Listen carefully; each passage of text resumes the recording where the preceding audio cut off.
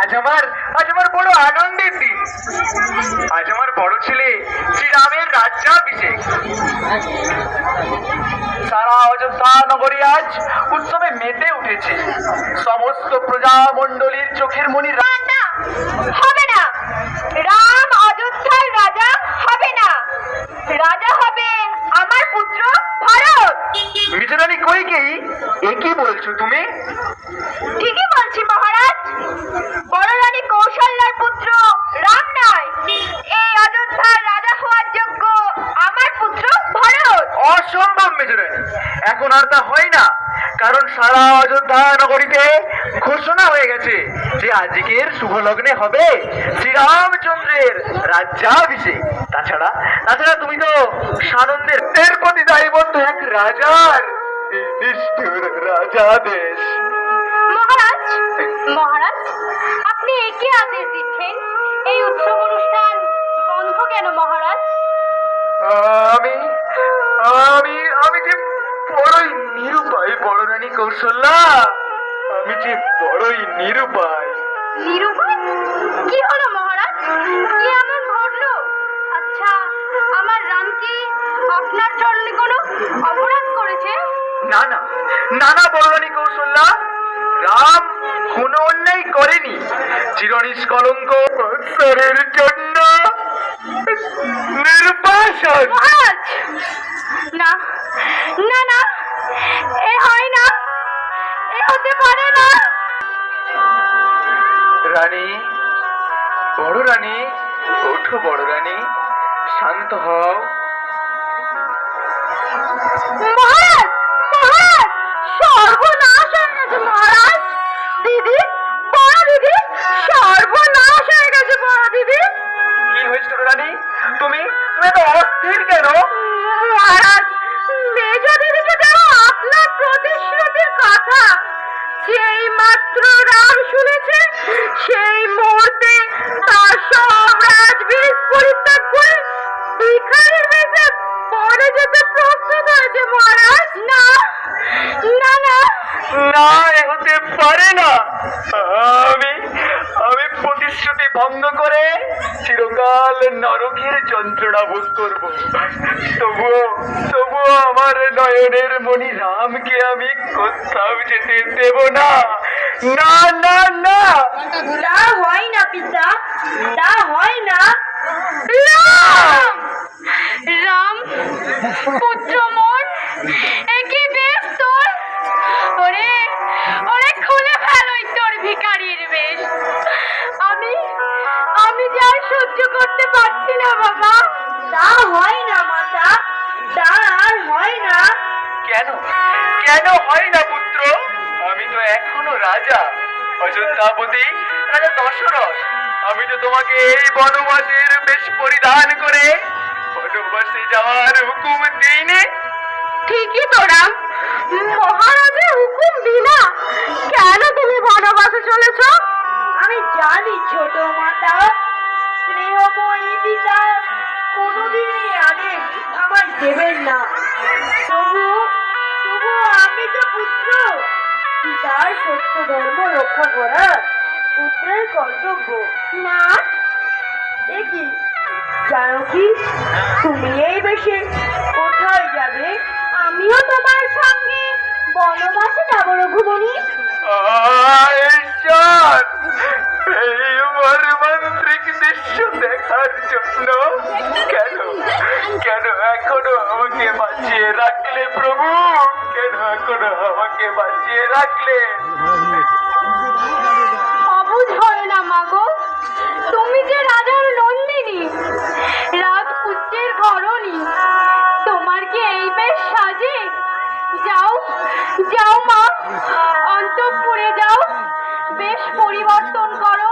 তা হয় না শ্বশুরমাতা, আমি যে মনস্থির করেছি আমি স্বামীর অনুগামিনী হব। এই ব্যাপারে আমাকে বাধা দেবেন না মাতা। নিজের বসে এই হেন সিদ্ধান্ত নিয়ে রাখি, তাহলে আমি কি করব? তুমি রাজপ্রাসাদে থাকো, আমার ওই সত্যনিষ্ঠ পিতা আর মাতা ঠাকুরদের সেবা মাত্র তো 14টা বছর, দেখতে দেখতে পার হয়ে যাবে। দেখো, বাহ বাহ রাম রঘুমণি, সুখী গৃহকোণী রাখিয়া আমারে চলে যাবে বনবাসে। দিন রাত শুধু কেঁদে হব সারা, বাঁচিব কিসের আসে। না প্রভু, এই নিষ্ঠুর আদেশ তুমি করো না আমারে। পদে ধরি তব করিব মিনতি, সাথে নাও মোরে, সাথে নাও। ওঠো ওঠো জানকী। কিন্তু প্রিয়া, তুমি ভাবতে পারবে না সীতা, কতখানি ভুল তুমি করতে যাচ্ছ।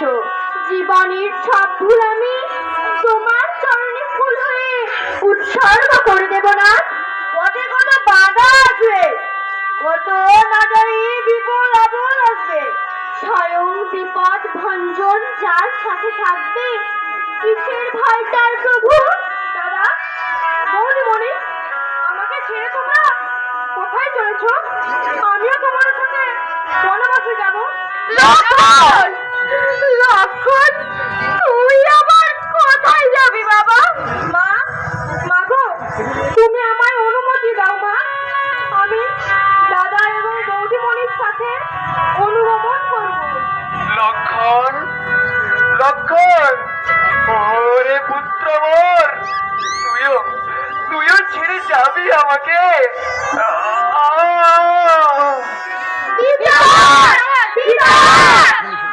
শোকে দুঃখে মহারাজ বোধ করে মূর্ছা গেছেন।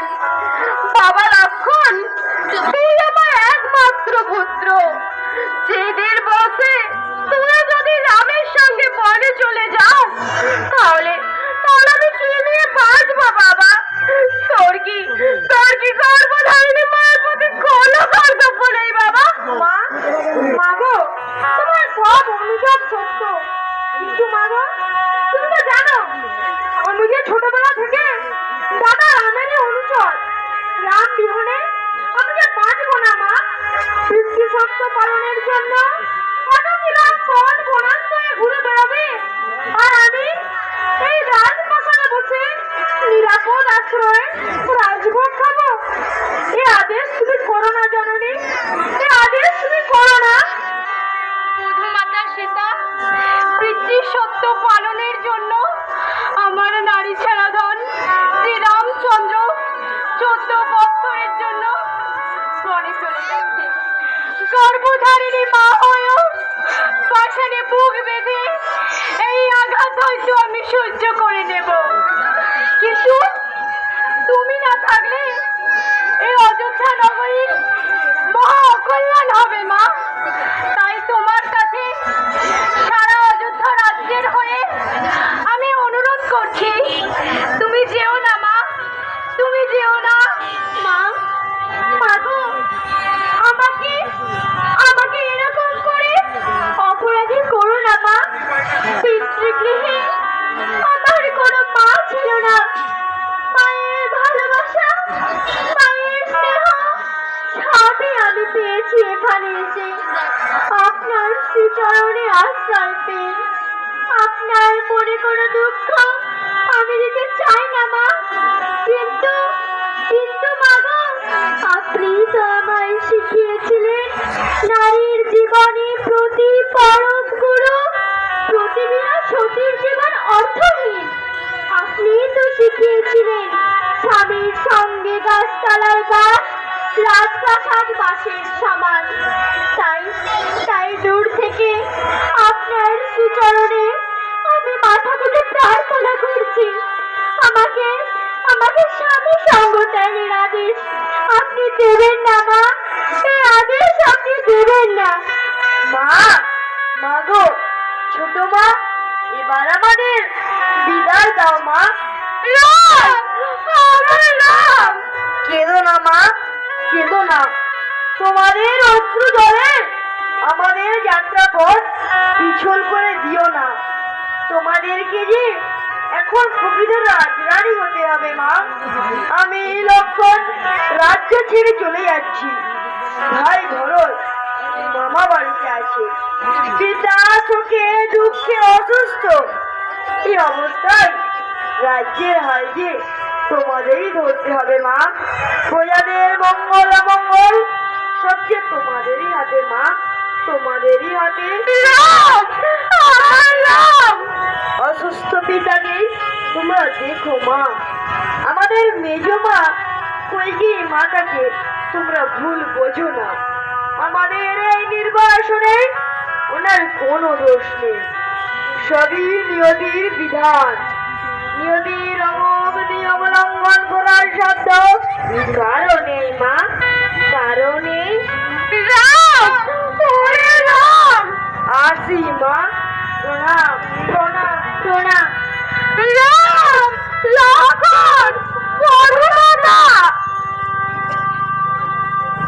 আমার রাম, আমার লক্ষণ, আমার প্রথমতা কোথায় কোথায়? বলো তোমরা, বলো, চুপ করে থেকো না, উত্তর দাও। রাম লক্ষণ সীতা তিনজনে এইমাত্র চলে গেল মহারাজ। হ্যাঁ, চলে গেল? আমার হৃদয়ে স্পন্দন রাম, চোখের আলো অনুজ লক্ষণ, আমার স্নেহের বাঁধনে বাঁধা সোনার পুতুলি বধুমাতা চলে গেল, কেউ নেই। দেখি, চারিদিক এত অন্ধকারে ভরে গেল কেন?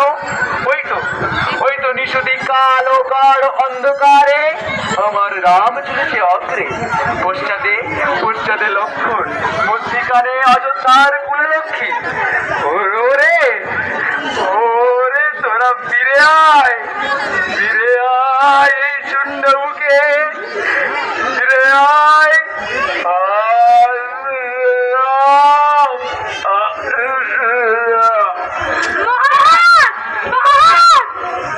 গণপতি ক্লাবের পক্ষ থেকে